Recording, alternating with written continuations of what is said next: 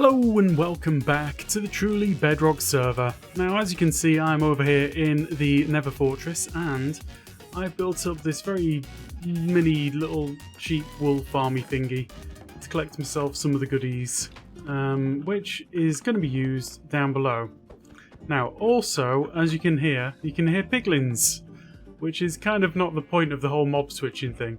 So I've done a little bit of investigating and it kind of feels like the fortress or fortresses have like a separate cap to the normal mob cap, and maybe that's how it's meant to be. Maybe I've misread some situations, I don't know, but basically what it means is that I kind of need to mob proof the fortress as well.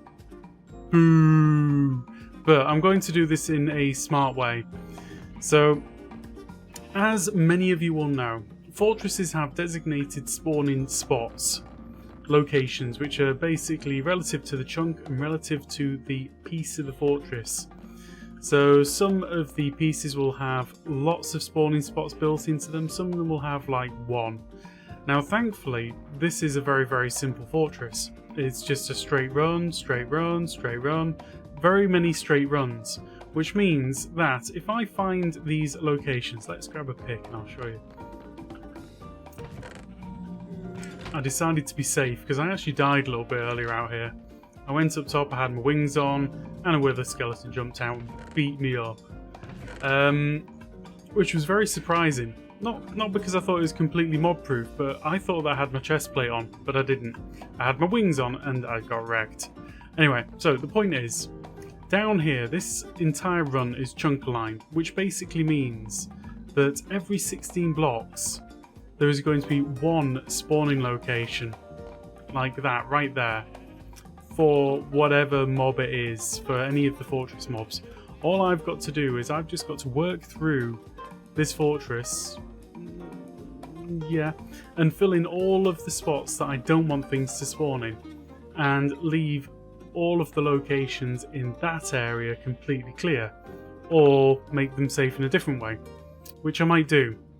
I've been playing about with some designs, just to see if I can get some fun sort of farm thing going on. So that's what I'm going to go ahead and do. Also, I'm going to spend a little bit of time doing a little bit of the carpeting down there. So the basic plan is, we've got this sort of square shape here from the fortress. I kind of want my base to be based down there on the lava, or as it's going to be on the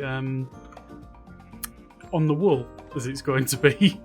So my target is going to be to start making all of this into carpet, take it down there. I don't know why I'm even doing that. I can do it in my inventory. Take it down there and start spawn proofing, or not spawn proofing, carpeting the lava like I said I was going to. See, that's pretty good. I haven't been AFK in that long and I can make this bigger. So I'm going to make all of that sort of middle area where my base is going to be, and then we're going to have the rest of the nether around us. It's going to look great. Anyway, let's go do some of that. Right, and we're back. I've been away and done quite a few things, so this is quite a big jump cut. One of the things I've done is I built this up at the back here, just a real quick little thingy farmy. Are you gonna do the thing? Oh, no, it's broken. Why are you broken, dude? It's probably because I unloaded it. It's entirely my fault. Anyway, it's meant to just be, you know, crushing it. So I need to put that back. Jeez, what am I carrying that for? Anyway, I've been busy doing stuff and things, and I'm just going to show you what we've been doing very quickly, and then we're actually going to break into quite a lot of theory, because I've got a lot of theory stuff to show you guys. Some very interesting things, I think.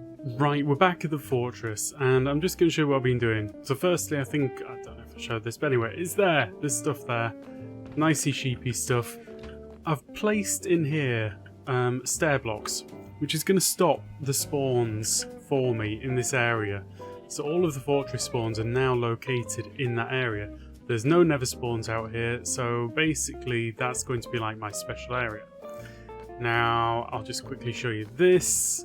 Been collecting some skulls. also been doing a bit of carpeting in between times. Right, so that is what we've got done so far. I've located all of my spawns into that area. We've limited everything that's going on out here. It's looking great, but. What we've got is we've got spawn locations up, down, left and right, and they're kind of difficult to get around. And what I've been doing is pretty much this. I'll show you real quick.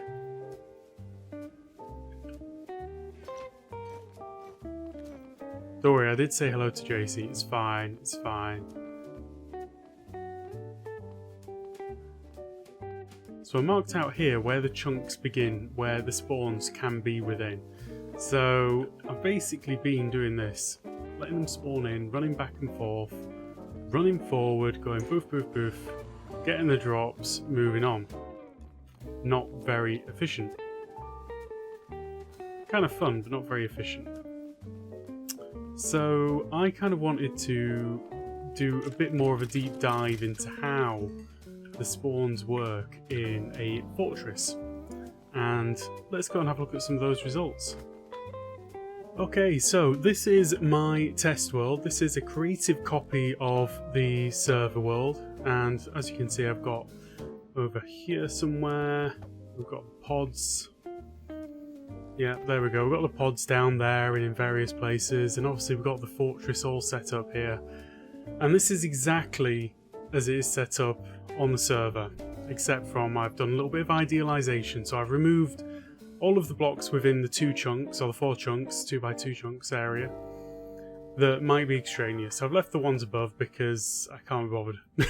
I don't need to worry about them. So basically, what I wanted to test here is where the mobs will spawn. I've marked out these spawning locations.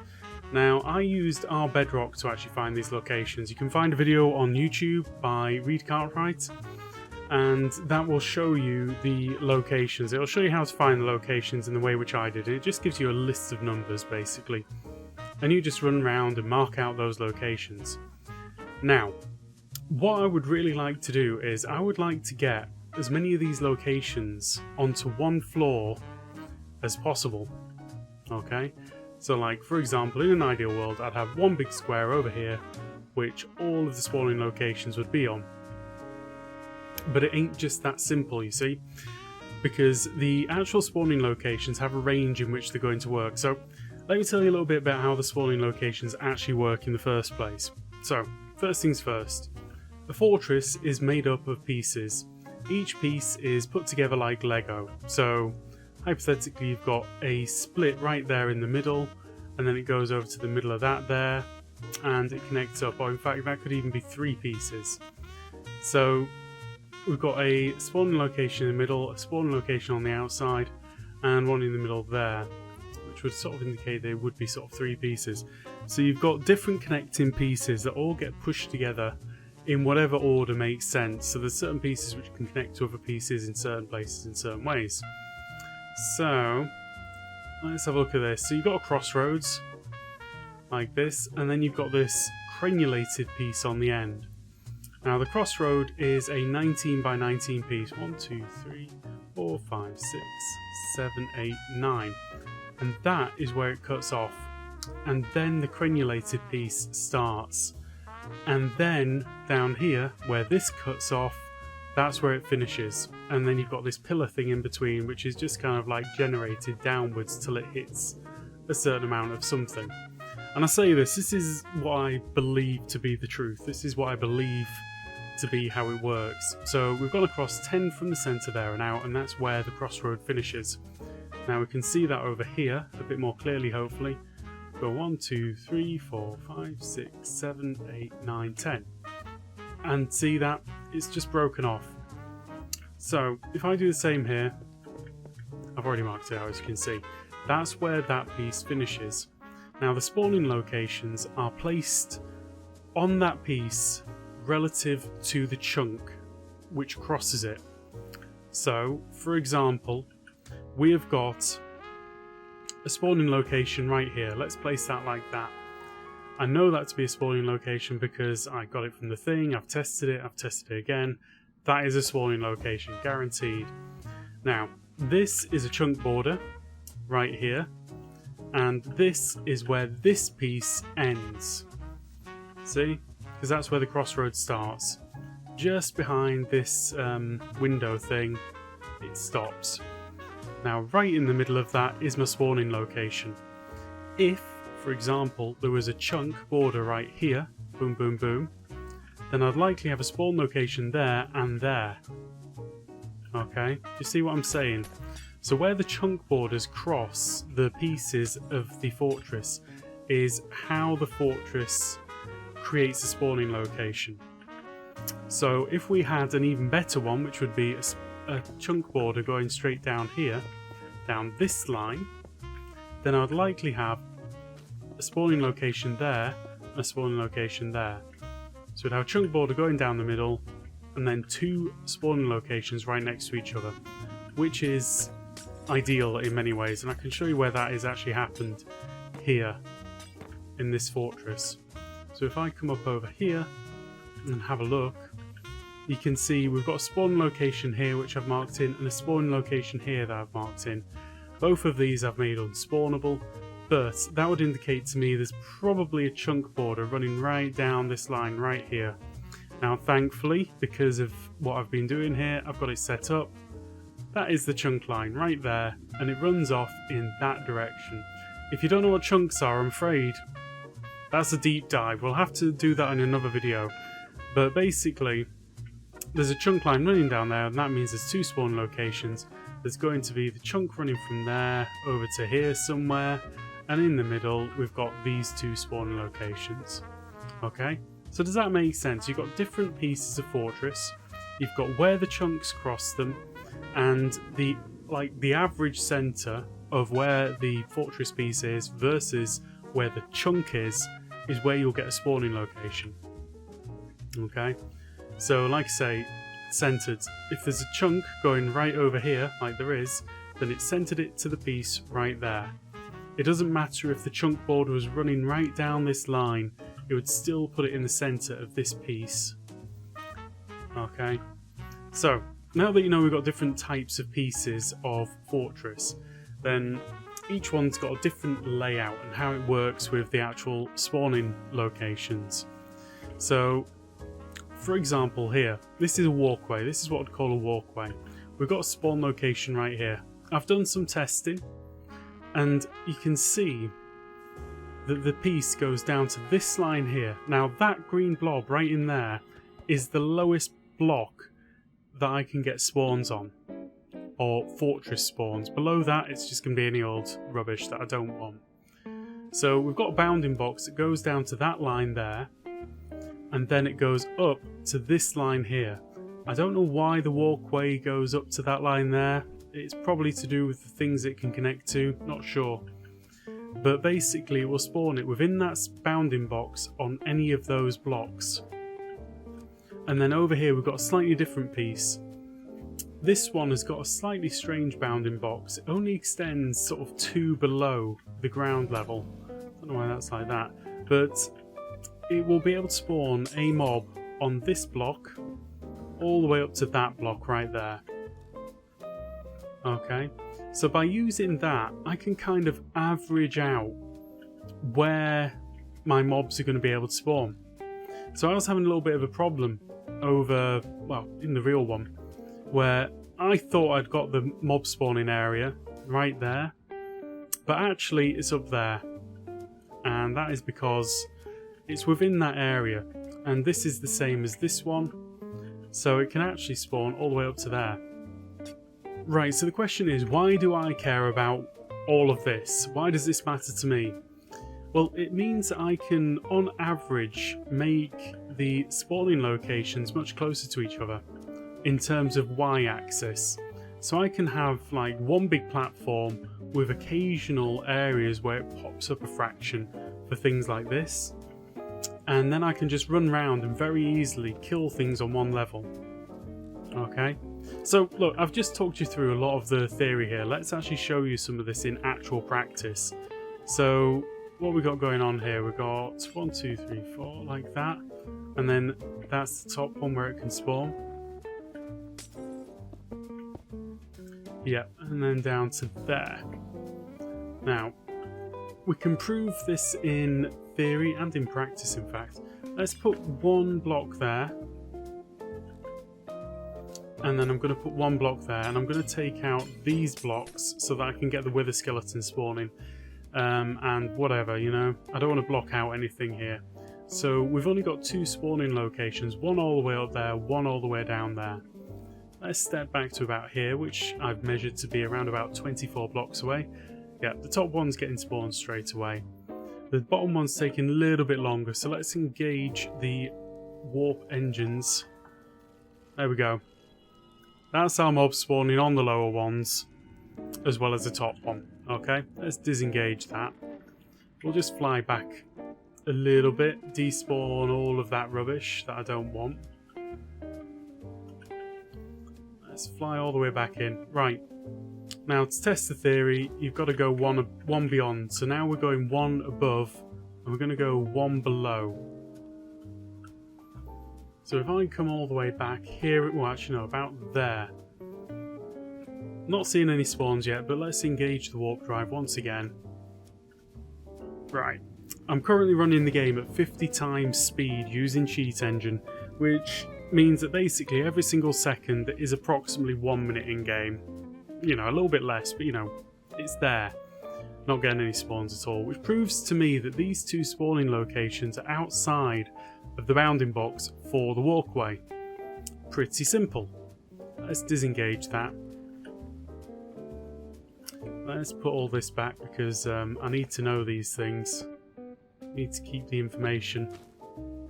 And this is the point really here, that the mobs will spawn on any of those blocks. Okay? So if you want to place a block underneath that area, it's not going to happen. As in, you're going to be wasting your time. Now, similarly, we've got these ones here. So let's just prove this one. We'll go back to around about there-ish. I'm going to turn on the speedy thingy. Yeah, lots and lots of mobs. Not even a concern. Whoops. Let's just fly out the way, get them despawned. Flying away from that one mainly, because it's just spawned in a horrible area. Right. Going 1 above that space. Let's go back to about there. Right, enabled. Yeah, no spawns. This is 50 times speed. Nothing. Well, actually, no, it's not 50 times speed. This is normal speed. That's 50 times speed. Where are you at? Yeah, no spawns. So let's disengage that. So we can say definitely that on these pieces, the spawning range is 1 above the top area. Let's go down here. I'm just going to bypass that one and go straight in for that one because, you know, I think you guys trust me by this point that I've done my research and I've done my testing and what I'm showing you is true. So around about there is a good place to be. Let's enable that, apply. I'm still getting the spawns on the top. That was rather silly. Right, let's go and remove that. Go away. Despawn. It's despawning time. Right, about there. Enable, apply. Right, we're going at 50 times speed again. That bottom block is not getting a darn thing. Okay? So, to me, this is like proof of what I'm saying here. This is proof that we've got a range where the bounding box is and how the spawn locations work together with that. Right, now we've got a slightly more interesting area. This piece is exactly the same as this piece. However, it's right on a chunk border. There's like a chunk there, there, there, and there. So there's 4 chunks crossing over right here. Which is one of the main reasons I picked this area, because the chunk border would be... Actually, no, it can't be there. No, the chunk border's right here, isn't it? Because it misses that piece. Yeah, that makes sense. So the chunk border is going to slice past that just, but it's going to give me 2 spawning locations, sort of here-ish maybe, I guess, is where it's going to be. But anyway, the point is, I want to show you this. So we've got these 2 areas where things can potentially spawn. So you think, well, why not? Why not? Let's just try it.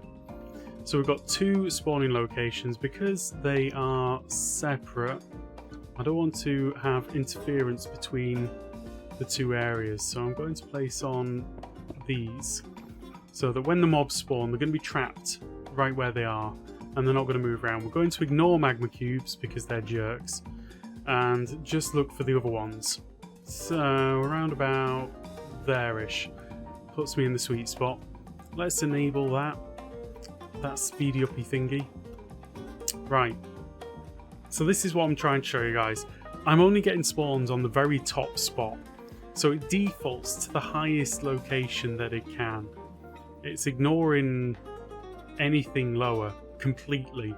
So unlike some spawns where you have the algorithm working downwards through various layers and you get lots and lots of different spawns, it only works on the top block if you've got 2 locations. If there's only 1 location, let's go test. We'll just fly backwards, fly forwards, and get... Ooh, heck. That's fun. Doing this at 50 times speed's weird.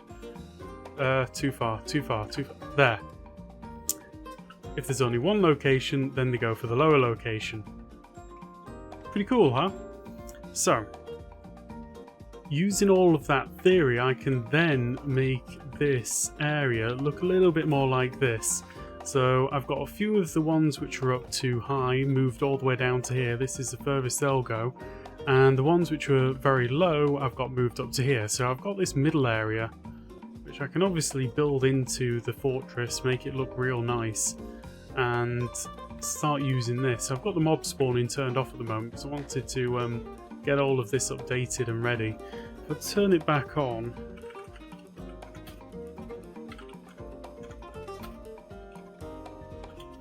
then we should hypothetically, oh, I'm a bit far away, get spawns on all of those locations. Now, another thing that I need to do is I need to find the sweet spot in terms of where I need to stand to get the maximum spawns. So at the moment we've got lots in this front area. If I move a little bit further forward, what are we getting over there? Not seeing anything much at the back there.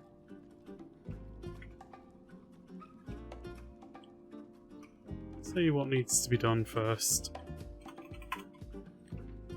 Right, this should actually make things a little bit nicer, so let's just update that to true. It'll stop the things moving around and causing the problems. I mean, ideally what I want to see is I want to see spawns on all of these locations. Now, from front to back, that looks like, so it's 16 plus 16 is 32 minus 5. It's around about 27, 26 between the two. See, the chances are I'm never going to be able to load the front and the back all in at the same time, so I might be better off sacrificing this one so that I can gain those 3. Okay, so if we have a quick look at where that one is, that's at 63, so if I move to 39, then there we go. I'm just going to be there on that one, so I think that's what I need to do. Visualizing this like this is actually very useful. So I'm going to lose that spawn spot but gain those 3, and then I've got this little area that I can run around in with my sword and chop down all of the spawns, and I can actually make this look like something fun. I don't know what, but you know, I was thinking about doing some kind of super automatic farm, but maybe that's for another day. See, that one should be too close to me now to spawn anything. I say should be. Am I actually going to be clipping the ones at the back? That's a real question. Anyway guys, that is all that I've got time for today. I hope that you enjoyed this theory stuff again. Let me know down in the comments if you've been enjoying that. I know that I've been enjoying doing it. It's a bit of a different pace. And I don't normally put this kind of stuff on video. I normally go away and do all of the work and then build it in the world, and you guys don't get to learn anything or see anything. And you know, I'm enjoying doing it anyway. Thank you very much once again. Hope you enjoyed. If you did, please do leave a like. If you want to see some more, drop me a subscribe. And I hope to see you again soon. Goodbye!